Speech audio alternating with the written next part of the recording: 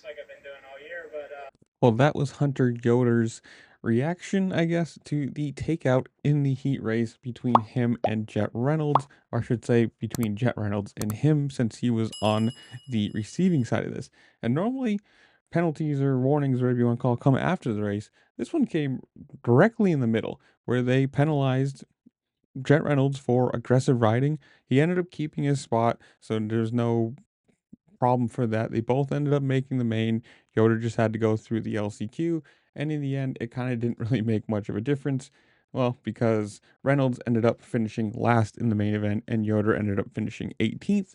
So at least they both got their main event bonuses. But I mean, if you're Yoder there, you have to be mad, and he rightfully was on the on the interview side of things, saying that like he had no idea and he's just been blowing the guy's doors off all year. And well, he's not. I don't know. I don't know what you want to say about this. It's kind of the LCQ side of things where the guys just trying to make the main and getting that bonus money will just do whatever they have to get in there, and that includes just chopping front tires.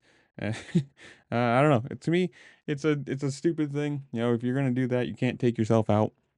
I mean, that's kind of the rule number one of aggressive riding like that. You can't just fall over in front of the person that you've chopped. But I don't know. You guys tell me, deserved a penalty, didn't deserve a penalty, rubbing is racing, whatever it is. Comment down below. Tell me what you think.